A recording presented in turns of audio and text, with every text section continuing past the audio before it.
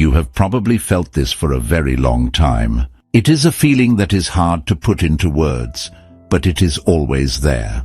It's like a quiet hum in the background of your life. It is not a loud noise. Actually, it is the exact opposite. It is the sound of silence. When you look at the world today, when you watch the news or scroll through your phone, you notice that something is missing. It feels like everyone else is fighting. The older generation, the boomers, are shouting about how things used to be. They are holding on to their power. The younger generations, millennials and Gen Z, are shouting about how things should be. They are expressing their feelings. They are loud.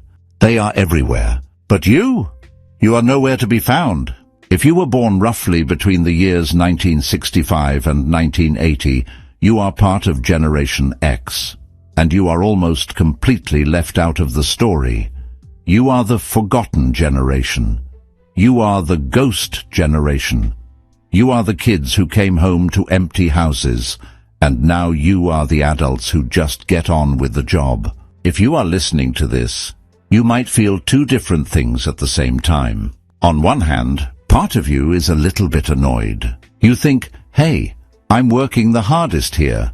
I'm taking care of my aging parents who need more and more help. I'm raising my kids who are dealing with a crazy world. I'm running the companies. I'm paying the bills. Why doesn't anyone notice? Why doesn't anyone say thank you? But there is another part of you, a secret part, that is actually relieved. You learned a long time ago that getting attention isn't always a good thing. You learned that when people are watching you, they usually want something from you. They want to control you, or judge you, or tell you what to do. So you just do your thing. You stay under the radar. You handle your business without making a fuss. Here is the simple truth. It is the most important thing you need to understand about your place in the world right now.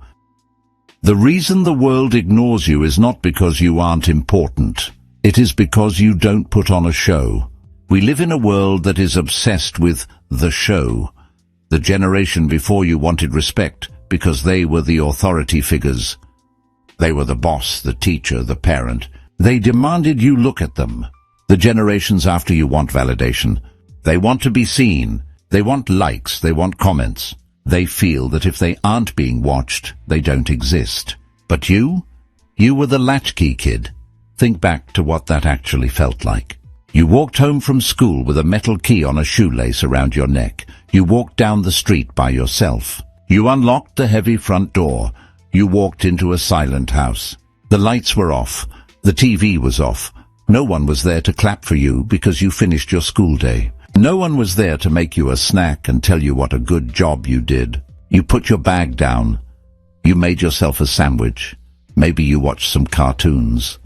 Maybe you did your homework. Maybe you just stared out the window. You figured it out.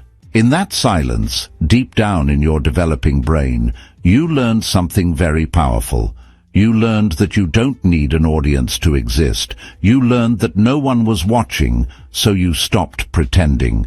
You didn't have to smile if you didn't want to.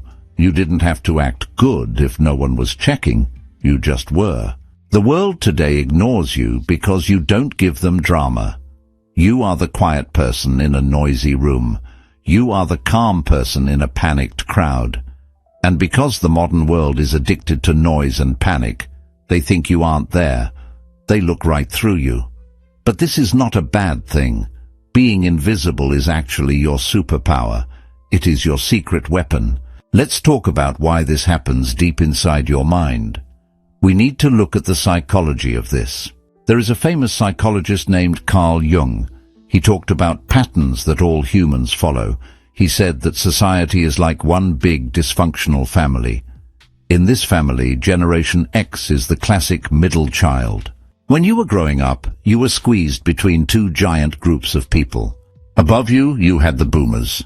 There were so many of them. They were loud. They changed the culture. They took up all the space. Below you, you had the millennials coming up. They were the first kids to grow up with computers. They were the kids who got trophies just for participating. They were the center of attention. Because you were in the middle, you were kind of left alone. Psychologists call this benign neglect. That sounds bad, but let's break it down. Benign means it wasn't trying to hurt you. Your parents loved you, but they weren't obsessing over you. They didn't have apps to track your location. They didn't text you every 5 minutes. They told you, go outside and play. Don't come back until the streetlights come on. Do you remember that freedom? You were on your bike miles from home. No one knew where you were. You had to navigate the neighborhood. You had to deal with the bullies. You had to fix your bike chain if it fell off. You were living in a world without supervision. This made you different from everyone else. Most people today wear a mask. Psychologists call this a persona. It's a face you put on to meet the world. People have a work face or a social media face. They act a certain way so people will like them. They are constantly performing. They need the world to clap for them so they can feel good about themselves. But you didn't grow up with a like button. You grew up in the woods behind your house. You grew up listening to records in your bedroom with the door closed. There was no audience in the woods. There was no audience in your bedroom. So you learned to look inside yourself for happiness, not outside. When you have a problem today, your first thought isn't, I should post this on the internet and see what people think. Your first thought is, how do I fix this? You are self-reliant. In a world where everyone is begging to be looked at, a person who doesn't need attention is invisible. The system doesn't know what to do with you. You are like a grey rock in a garden full of neon flowers. The neon flowers get all the attention, but the rock is the only thing that won't die when the winter comes. For a long time, you might have thought this was a weakness. You might have felt like you missed out. You see people getting famous for doing nothing on TikTok and you think, did I do something wrong? Why didn't I get that easy life? No, you did nothing wrong. In fact, you have something they don't have. You have a quiet strength that is rare. Let's look at 3 specific reasons why your invisibility is actually a massive power. The first power is the power of the observer. Think about what it means to be an observer. Because you were left alone as a kid, you learned to watch. You sat in the back of the class. You sat at the dinner table while the adults argued. You watched the news on TV. You saw some scary things. You watched the divorce rate go up. You watched the Challenger space shuttle explode. You watched the Berlin Wall come down. You saw the world change over and over again. Because you were watching instead of being the center of attention, you learned to see things clearly. You learned to see reality. Imagine a crisis at work today. Let's say the computer system crashes or the company loses a big client. Everyone else starts freaking out. The older boss gets angry and starts yelling about whose fault it is. The younger employees get scared. They start feeling anxious and unsafe. The energy in the room is frantic. It's chaotic. Then there is you. You are sitting in your chair. You aren't yelling. You aren't crying. You are just watching. You are thinking, okay, this is bad, but we can fix it. I've seen worse than this. You don't let their crazy emotions jump into your body. You stay cool. This is a superpower. Psychologists call it differentiation. It's a big word, but it means something very simple. It means you can be close to people without catching their feelings like a cold. You can stand in a panicked room and not panic. You can stand next to an angry person and not get angry. You might have a whatever attitude. People used to criticize Gen X for saying whatever. They thought it meant you were lazy or that you didn't care. But they were wrong. Whatever didn't mean I don't care. It meant I am not going to let this drama ruin my day. It was a shield. It was your way of staying safe. It was your way of saying, the world is crazy, but I am not going to be crazy with it. The second reason your invisibility is a power is that you are tough in a real-world way. You are the bridge. You are the only generation that fully understands both the old world and the new world. The younger generations have grown up in a world where everything is easy and instant. If they are hungry, they tap a button on their phone and food arrives at the door. If they are lost, A blue dot on a screen tells them exactly where to turn. If they are lonely, they text someone and get an instant reply. They have never had to just sit with a problem. They have never had to wait. But you remember what it was like to be lost. You remember pulling out a giant paper map in the car. You remember that it wouldn't fold back up correctly. You had to figure out where you were by looking for street signs and landmarks. You had to use your brain. You remember being bored. Think about a rainy Sunday afternoon in 1985. There was nothing on TV. You had read all your comic books. There was no internet. You were bored out of your mind. You had to stare at the ceiling. You had to invent a game. You had to daydream. You remember the busy signal. This is a huge one. You would call a girl or boy you liked. You would dial the number on a rotary phone, and you would hear beep, beep, beep. That sound meant, no, you cannot have what you want right now. You have to wait. This made you strong. It built a callus on your mind, just like working with your hands builds calluses on your palms. You know that being uncomfortable won't kill you. You know that boredom is okay. You know that if the Wi-Fi breaks, life goes on. This makes you anti-fragile. When things go wrong, fragile people break. But you just shrug your shoulders and get to work. You fix the toaster, you jump-start the car, you find a way. You have a plan B and a plan C in your head at all times. The world depends on this toughness, even if they don't admit it. The third reason is that you have a built-in lie detector. Because you grew up seeing the world as it really is, without parents hovering over you to protect you from every sad story, you are hard to trick. You saw that politicians lie. You saw that the commercials on Saturday morning cartoons were just trying to sell you junk plastic toys that would break in 5 minutes. You saw that the adults didn't always know what they were doing. You don't believe the hype. You are naturally skeptical. In today's world, this is more valuable than gold. We live in a world of fake news, filtered photos, and artificial intelligence that can fake anything.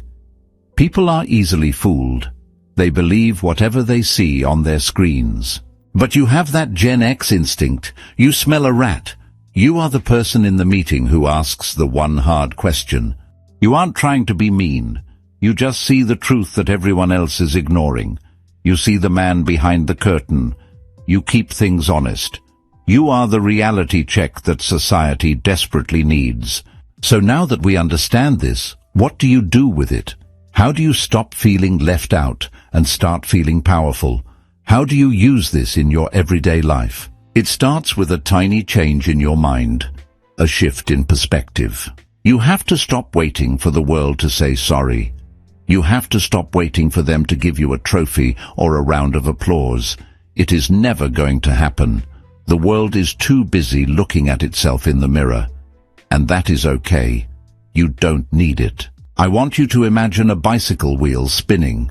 Think about the outside edge of the wheel, the rim. It moves really fast.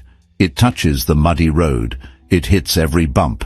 It spins around and around, getting dizzy. It is noisy. That rim is the world right now. That is social media. That is the 24-hour news cycle. That is the latest trend or the latest outrage.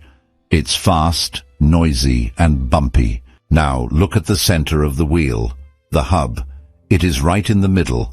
If you watch a spinning wheel, the center looks like it is barely moving. It is still. It is calm. It is solid. But here is the secret. The center is holding the whole wheel together. If you take away the center, the whole thing falls apart. You are the center. You are the hub. The shift you need to make is to stop trying to be on the outside rim. Stop trying to be trendy. Stop trying to keep up with the new slang words. Stop trying to post the perfect picture.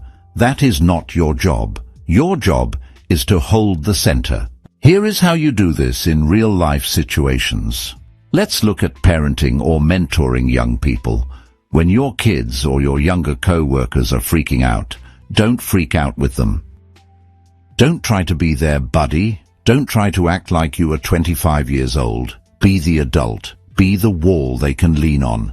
When they are spinning with anxiety because of something they saw online, you just sit there with your Gen X calmness. You don't have to give them a big speech. Your calmness tells them, "We are going to be okay. This is not the end of the world. I have seen worse than this, and we survived."